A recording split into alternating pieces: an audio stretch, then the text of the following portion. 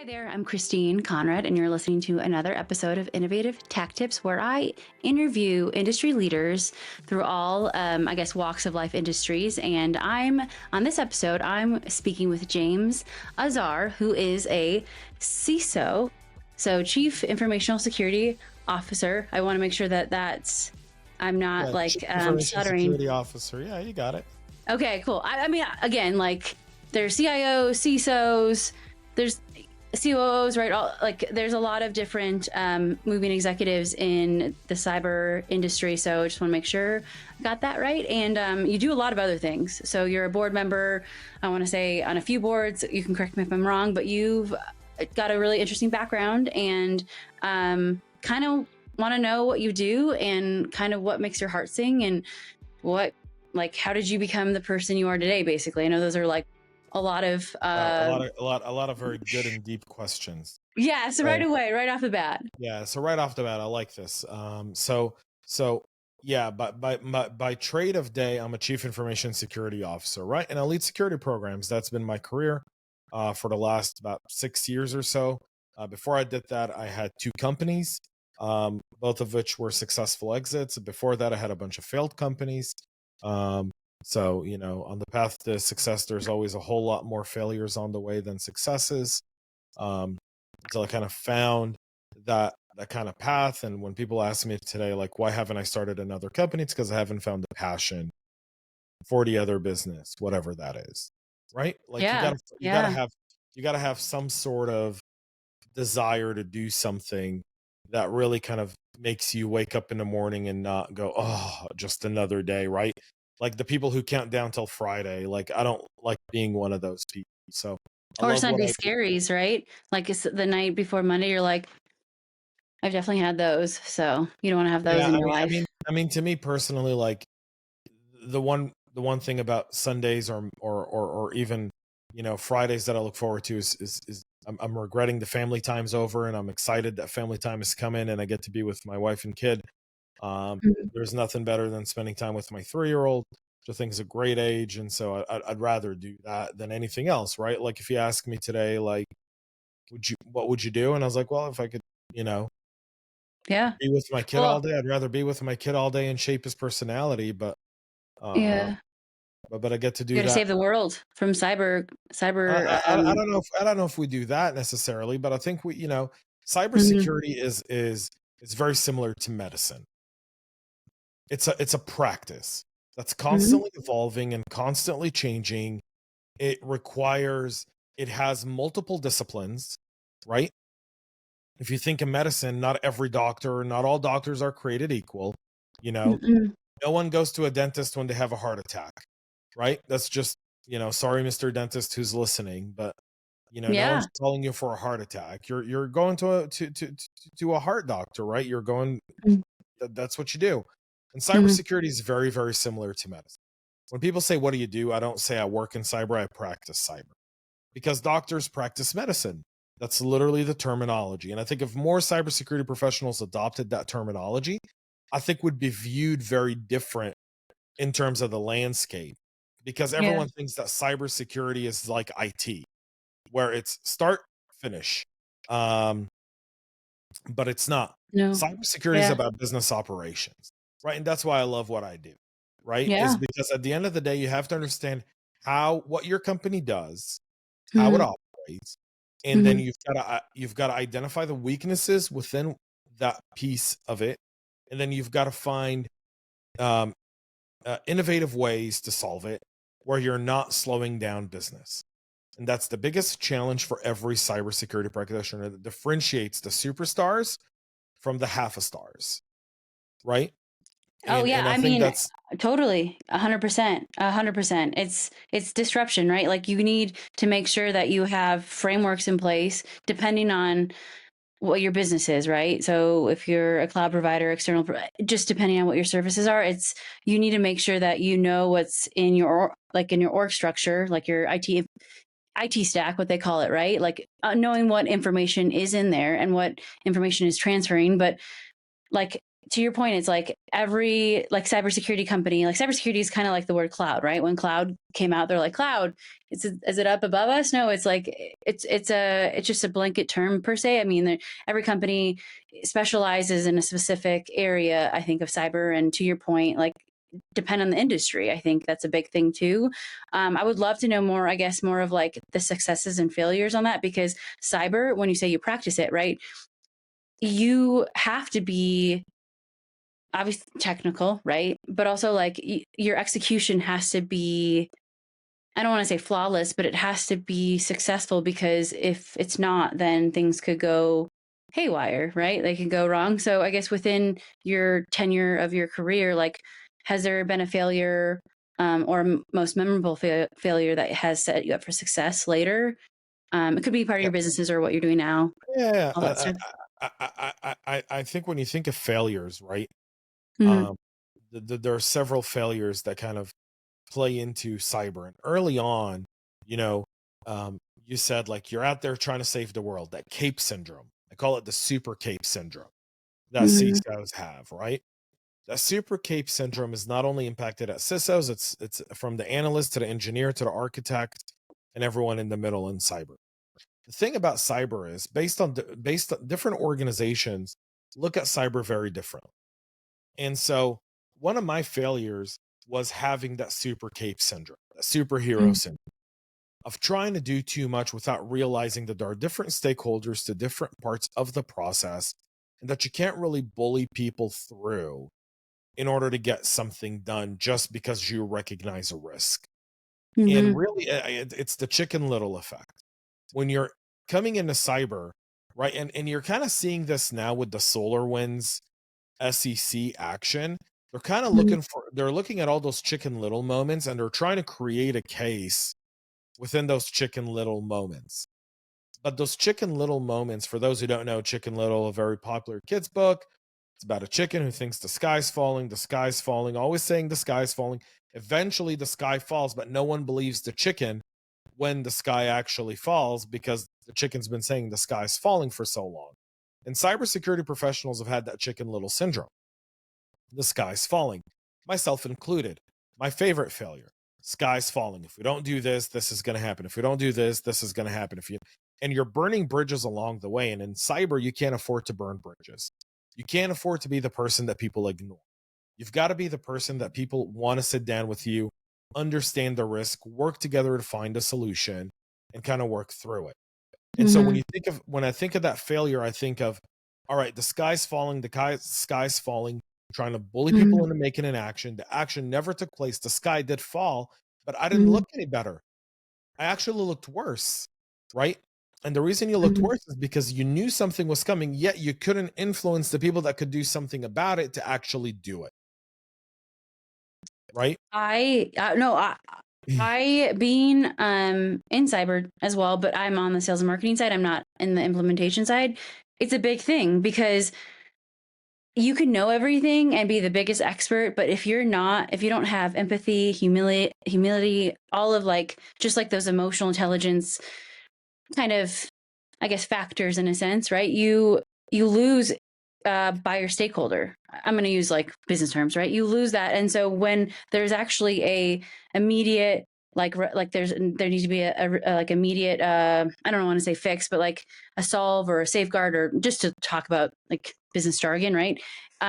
People won't listen to you, right? Because of the way that you communicate with them. And so I think that's to your point, relationships are key when it comes to getting a resolution, pushing the needle or moving the needle per se, like the phrase. I like to use a lot of analogies and phrases and stuff. So if I mix a couple, just bear with me. But yeah, no, I think to your point, that is true. I think with cybersecurity, everyone's like, we need to do it now, drop everything, and it's like, okay, let's figure out where this goes into the roadmap or the plan, and figure out a way where we can get it done. So. Yeah, it goes back to business operations, right? And that's the one Mhm. aspect of that a lot of practitioners kind of have to look at is um, when I'm trying to fix a software bug, right? Mhm. And I look at a software bug, I realize that my software team that's working on it are in the middle of a sprint. and they're running through a whole bunch of goals that they have for the business that generate revenue for the business that customers are waiting for. And so when I come in, I can't come in and say I have a problem. I've got to come in and say, we have a problem. Here are 3 or 4 different possible solutions for it. Here's a quick solution. This will temporarily mitigate it, but it doesn't skip this specific solution that we need to do, but this buys us time to do it. Right. I And I can allocate yeah. X amount of resources to do this over a period of time to help you mitigate this and then eventually patch it and release it with the perfect fix. And a lot of times, security practitioners, when we look at a problem, because in most cases, security practitioners are auditors or lawyers, Mhm. especially in big firms. They don't have that technical, they have that technical debt. Um, you got to have people that are able to come up with solutions. So when you have a vulnerability management analyst is really supposed to work with your security architect on saying, these are our 5 most challenging um, vulnerabilities we have. Mhm. And the security architect, along with infrastructure and software engineering, can work together on what's a, if these are the 5 biggest vulnerabilities we have, what are the Mhm. risks? Mhm. And how does that risk impact business operation? And what's Mhm. the dollar value on that risk? Okay, now what's it going to cost us to fix it? Right? So if is it going to cost us to fix it? Is it 5 days worth of work by 3 engineers? Let's say that's going to cost us 15 grand, but it reduces the risk by $1 million. Well, that's worth it, Mhm. right? That's a good investment. Yeah. Yeah. I mean, you hit yeah, you I guess you hit the nail.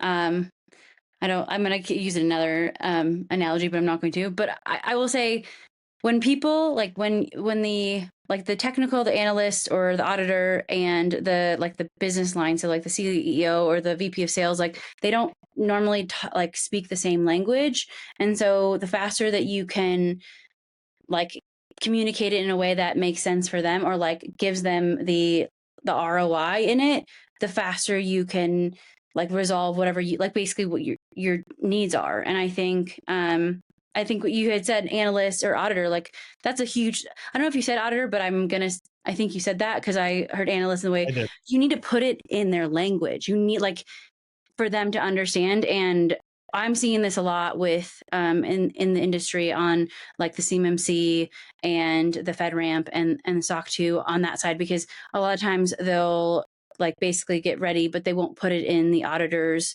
the way that they think. And so sometimes it takes a lot longer to get assessed or to pass because of the way that they're putting that language. I know I'm kind of switching gears in a sense of like certification per se, right? Like ATO, but I think it's all about how you put it, like what language you put it in, or like the way that you structure it for the other person to understand it. So then once they understand it, it's smooth sailing, knock on wood, the rest of the way in that sense. So completely agree. I was going to ask you a question on that about what worthwhile investments that you've made throughout your career. It could be time, money, and stuff, because we were talking about ROI and stuff.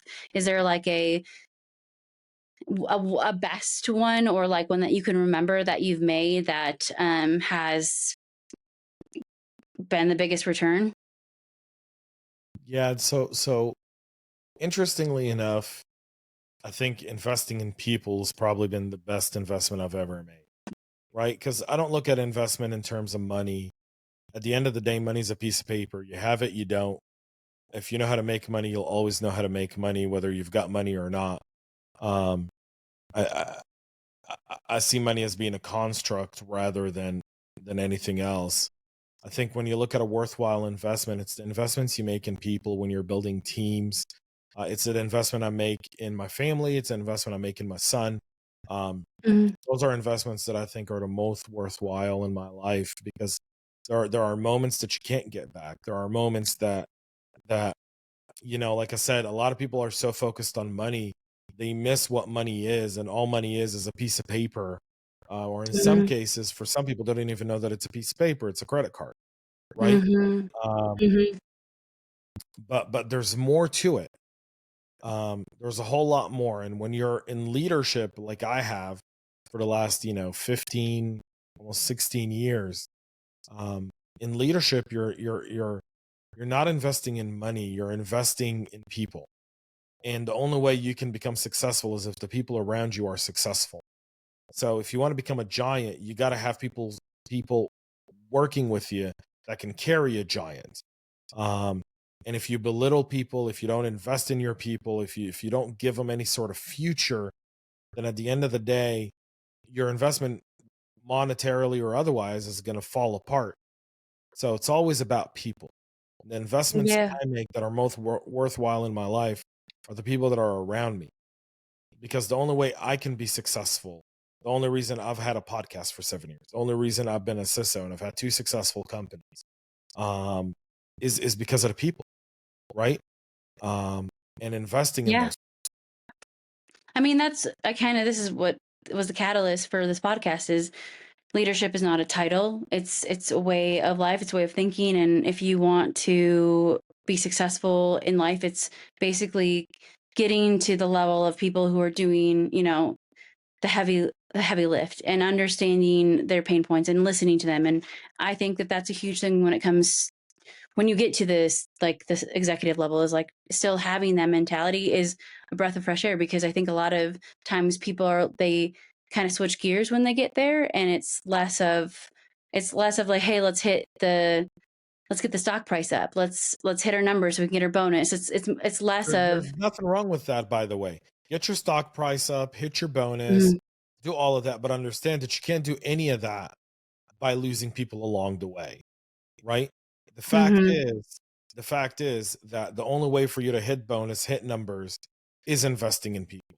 It's giving the people the opportunity to grow and flourish and become successful themselves, right? Yeah, and And then that, and autonomous, right? Let them, like, you hired them, right? And letting them thrive. I think a lot of times when you hire people, sometimes depending, right? Like if you're new CEO, I have a colleague who wrote a book about rookie CEOs, and it's like sometimes rookie CEOs or executives, they'll hire people, but it's almost like they're micromanaging and they don't realize that they are, and they actually like burn more bridges because people need to thrive, right? Like you hired them to do something, let them thrive so then you can be like, you can hit your numbers in the end, per se, or whatever, I guess, whatever your goal, your objectives for the quarter or the year. I think obviously, like if it's a publicly traded company, yes, you want to hit, right, a certain percentage of, and then hit a certain anyways, not to go that down that rabbit hole, but yeah, I from that question that I asked, what's a piece of advice that you would give someone who's just starting out in the cyber area, or like just in, I guess maybe just in tech, or just like following their heart? What one piece of advice would you give them? so a few things. One, um, cyber is a wide discipline. Like I said, it's kind of like medicine, right? Someone says they want to be a doctor. It's not. You don't say, "Oh, cool." It's what kind of doctor do you want to be? So when you say Mhm, you want to practice cybersecurity, it's what kind of cyber do you want to practice? Are you mhm, looking? Are you more interested in becoming a hacker and being a red teamer or a blue teamer or a purple teamer? So that has a mhm, specific path. And what I would mhm, tell you at that point is get your technical skills up because you're going to need a whole lot of them.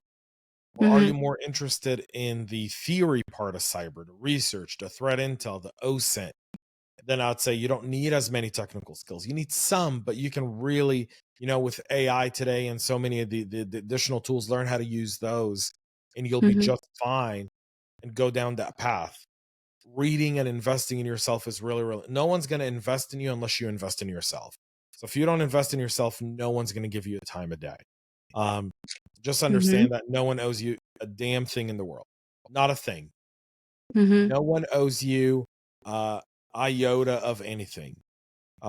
Everything you do, you've got to earn for yourself and you've got to invest in yourself and you've got to be willing to take risks and you've got to understand the risks that you're taking and what they mean to you, to your family, to your loved ones, to whoever's around you. And if you do that, you'll be fine. Um, and if you're looking for that victim mentality, unfortunately, I think there's not much I can tell you to help you. I got the goosebumps because I no one owes you anything. You're the one that makes, like, your future, in a sense, right? Like there's doors that will be open and opportunity that will be present for you to, like, take the next step in your career, but I think you make your reality. And the former Alabama head coach had said he has a speech that is a nothing speech. Like when you wake up in the morning, like no one owes you anything. Like it's impactful. And to your point, victim mentality, like woe is me does not get you. It doesn't move the needle, and it doesn't help. It's not productive, right? I say, like, if I have an ego burn, right? Because sometimes we have ego burns or bruises, and I give myself at least 72 hours for a pity party. After that, like move on. We need to move on. It's done. Like put it away. Like, and then, but again, like take the time. Like if you need to like sulk in, your sorrows, that's fine. But you can do it yourself, and then move on, and then make a plan to either try again or pivot and go a different direction. So I think that that's a really good, insightful, but also practical advice, right? From your standpoint. I do have a question because I'm a bookworm and you have a bunch of books behind you. What book has most influenced your life? And then it could be a book or books, like it could be like a few of them. And then is there a book that you've given most? Could be one that you've written most as a gift. Wow, so very interesting. So I read a variety of books. Now, one thing about my book reading is I never read. I don't read fiction. I only read history books and cyber books. I don't read fiction. I don't like fiction. I've never read Mhm. Harry Potter. Um, like I don't have any fiction books behind me. These are all actual real books. Kind of tells you a lot more about me than anything else. So I've got a Mhm. few books that are my favorite.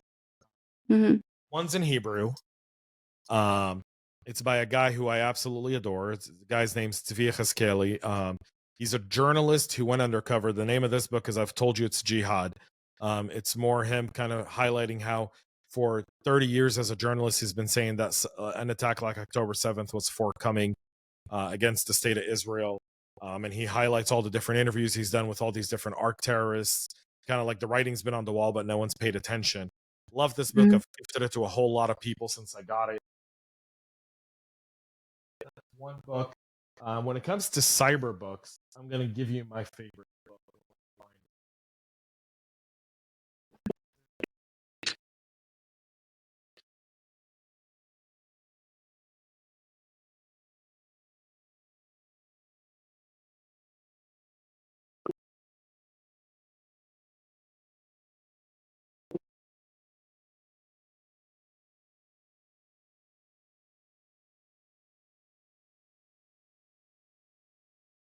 For some reason, I can't find it. It's Data Driven Cyber Defense, Data Driven Computer Defense um, by my good buddy Roger Grimes.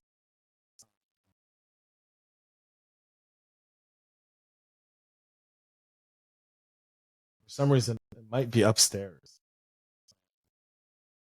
Well, Data Driven Computer Defense. He's written a new version. There's a new version that's out now. That's really, really good by Roger Grimes. That's my favorite cyber book. And both of those, that book's absolutely amazing. It's practical, it's easy to read, very, very Mhm. simple. Um, and Roger Grimes has written like 19 books. I've got one other one right there called Hacking Multi-Factor Authentication. I've got all the Mhm. CISO desk reference ones, obviously. Got my Kobe book, Black Mamba, uh, Mamba Mentality. That's a good Yeah. one too as well. Yeah. Kobe was definitely one of the MVP. I would say more than LeBron, but again, that could be a debate LeBron, but for. LeBron putting Kobe and LeBron in the same package is flawed to begin with. It's Yeah. uh, Yeah. it's a foolish debate. Yeah. And then so in the last 5 years, what new belief, behavior or habit has most improved your life? Because investing in yourself is one, I Uh, feel like that's like a email, major one for your entire life. email, What was that? right? Emails and calendar Yeah. links. I'm gonna explain. I'm gonna tell you how I say no. I say no through calendar links. Um, I know I got rid of my EA back in 2020. Um, I didn't need her anymore when Calendly came out. I wholly endorse Calendly for every person. Um, because what Calendly does is it provides someone to meet your flexibility and it gives you an easy out, right? So says, hey, I want to be able to grab 15 minutes with you. Great. I have a 15-minute meeting link. It's literally 15 minutes. I only make a few of those meetings available per day. I And I only a agree. few days a week. I agree. And it cuts down the back and forth, right? Yep. Like put aside the back and forth because you're like, okay, well, it's like just in the, I'm a big fan of that as well. I use Microsoft booking links. I like Calendly, but again, I, I have Outlook, so it's nice, right? It integrates with everything. I will say I've found a really great, I don't know if it's innovation. I don't know if I was the first one, but I put a QR code on my business card where it has my booking link. So if I meet someone and they want to meet with me later, they can just scan the QR code and book time with me. Like it's not like that is probably the fastest way you can connect with someone where you don't have to like wait through. Anyways, I'm all about productivity, efficiency, like making it easy for people to meet and have a conversation. Because I think that's one thing that people need to do is have conversations, have more of them, because communication is very flawed. And to your point, I think, yeah, Yeah, I meeting no links. longer do 1 hour meetings. I rarely give people 1 hour meetings. As a CISO, the only time I do 1 hour meetings is for product demos, right? And Hmm. questions. Um, Yeah. Everything else could be done in under 30 minutes. Yeah. So under 30 Yeah. minutes is the most time you're going to get. Yeah. Um, Yeah. When I first met with you, you were ready, like you were prepared, and I appreciate that because I will say it takes like 15 minutes to even get to the meeting, right? Like to actually right. get to what you want to talk about. And so like time is of the essence. That's the only time that like, that's the only thing you can't get back, right? Look, Like, I- at the end of yeah. the day, I love what I do, but Hmm. I don't live to do what I do. I live to be with my family.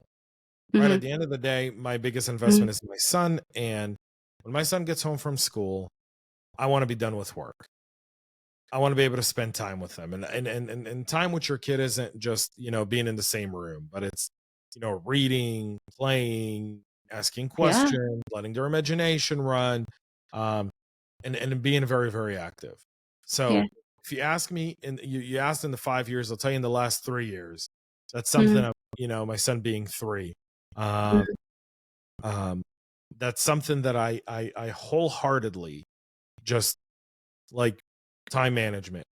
I want to be done at 5. If I got to work till 6, that's fine. If I got to work till 7, that's fine on specific days, but I want to be done at 5. Right? At 5 Yeah. o'clock, I want to be able to log off my workstation, turn off all my lights, go upstairs, spend time with my family. If I need to make up work, I'll do it after I put my kid to sleep. Right? After I Hmm. put my kid to sleep, I can take my laptop. My wife and I can sit on the Hmm. couch. We can put on a show, Hmm. but we're each kind of doing our thing, spending time Hmm. together, just being in the presence. Um, Hmm. but you've got to be good at saying no. And no doesn't mean no, I won't take the meeting. No is here's 15 minutes. That's all you're gonna get. Right. Well, I have two more questions, or yeah, a couple more questions left. Um, if you had a billboard that reached billions of people, what would you put on it? And Mhm. in the last, I guess, in the last decade, has there been a new philosophical, um, I guess, meaning or, I guess, habit that you've picked up that you um, like basically should have done it like a while ago? I guess. I mean, there's no regrets, but is there anything that you've acquired recently that has made things better for? I guess you said the meeting link, but is there anything in additional to that? I guess for Yeah. people who are listening that can apply it to their day Yeah. So today, let's unpack. basically. Yeah. So let's unpack your question. Um, uh, Two things. I Mm. think if I had a billboard that could speak to millions and billions of people, what would it probably say? I'd say, focus inward and not outwards. We live in a world today where everyone's focused outward. What's my neighbor doing? What's that person doing? Everyone's on social media all day long trying to see what someone else is doing. Who cares? Who cares? No Yeah. one's ever gone to the grave going like, I'm so glad I followed all those people. Who cares? Focus inward, Yeah. Yeah. right? It's yeah. Whenever I would get in a not a debate argument, but it's like, what can I do better that's going to help improve and add value to another person's life versus pointing at the other. I mean, I guess like what, like, yeah, focus on yourself, focus on how you can improve yourself instead of looking at others because you're as great as they are. If you, I mean, right? Like sometimes people put celebrities or people on pedestals and you're like, you're just as great. You're just as great as they are. Just you need to work on yourself. So, um, yeah. And then I guess the other one is if there's any like, Philosophical. Yeah. yeah, So that. so let's get to your philosophical question. You know, Mhm, I would say that I haven't had a lot of philosophical change um mhm, in my life in terms of like beliefs, right? I am who I am and I've always been the way I am. Um if I would say one habit um that I would take away from anything is really the habit of constantly having something in my ear. So something I'm really guilty of is I listen to a lot of podcasts or I'll listen to I don't like listening to books, I like reading books. Um but I like listening to podcasts, I like listening to other people talk about different aspects. And over the last, several years that's been a greater part of what I do. I don't like the silence mhm, even when I'm working. So I can be doing mhm, something and I've got something playing in the background. Um, that's really kind of given me more information and allowing me to multitask. And some people say that's my ADHD, and they're probably right. Um, mhm, but also part of it is, um, I think your brain constantly needs to be stimulated, and mhm, some work is not stimulating. And I don't think people mhm, understand that when you're not when you're doing unstimulating work, stimulate your brain so that work becomes stimulating so your brain doesn't become mush. mhm, mhm. Yeah. So No. I listen to all kinds of stuff. I enjoy it. Well, cool. Yeah, I mean, I agree. I think even if it's classical music, right? Like like just something in the background because it actually helps activity, like you said. All right. So last question. Where can people find out more about you? I know that you have done keynote speeches. You've been in new let's see, I want to say newspapers, but magazines. Like, is there any like I guess where can people find you if they want to learn more about you, or if they're trying to figure out if they want to be a practitioner? I guess all of the above. Where can they find you? So best way to follow me is on LinkedIn at James J Azar. I won't tell you what the J's for, but you'll figure it out if you try to spam me. Um, so LinkedIn is the best place to connect with me. My Substack, jamesazar.substack.com. I do Saturday articles, and then obviously every day I have kind of a great practitioner guide of the latest headlines there in written format. If you don't like consuming podcast or time because you're in meetings all day and all morning, so you want to catch the latest, you go to my Substack, jamesazar.substack.com, and you get it right into your inbox by about 9:30, 9:45 every single morning, um, with everything that's there. Great. Well, thank you. Appreciate your Thank you for time. having And me on. I really yeah, appreciate it. This is a great show, and I'm really psyched to be here.